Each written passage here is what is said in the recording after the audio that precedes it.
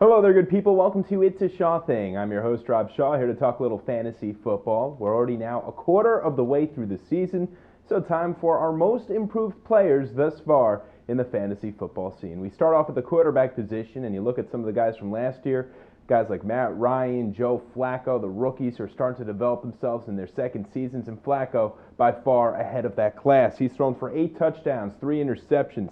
He's had no receivers pretty much on this team. Keep that in mind. You look at some of these other guys, such as a Roddy White for Matt Ryan, a Randy Moss for Tom Brady. Well, this is a guy who really has just a bunch of veterans to throw the ball to, no talents that are unbelievable. In fact, the best playmakers are probably in the backfield, so you have to give Joe Flacco a lot of credit here in Baltimore. All right, next up at running back, and we're going to have a dual backfield. We're going to start off with Cedric Benson of the Cincinnati Bengals. Who would have thought that he's an every-week start, but that's exactly what he is this year. 367 rushing yards, 2 touchdowns.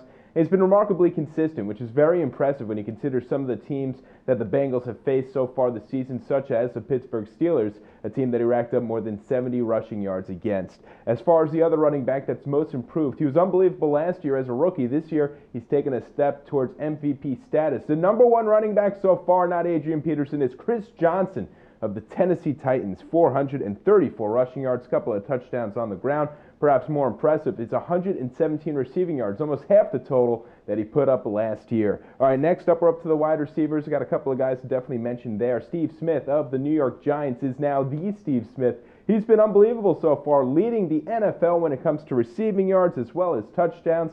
He is Eli Manning's main man, and Manning hopefully doing all right with his foot. If he is, then they should just keep on going through the remainder of the season. Clearly, this is the number one guy. Also, Mario Manningham deserves a shout-out with those targets. And then also, Mike Sims-Walker of the Jacksonville Jaguars. That team is not doing all that well these days, but Mike Sims-Walker sure is. 278 receiving yards, 3 touchdowns. This guy is almost as good as Maurice Jones-Drew when it comes to fantasy value, providing David Garrard some value as well. And finally, at tight end, a guy we've made fun of for many a year. Now it's time to give him some credit. Vernon Davis of the San Francisco 49ers, currently a top 3 tight end in the NFL. Guys like Jason Witten are struggling. This guy is stepping up. 211 yards so far receiving. More impressive are his 3 touchdowns. Vernon Davis, one of the stars so far of this early fantasy football season.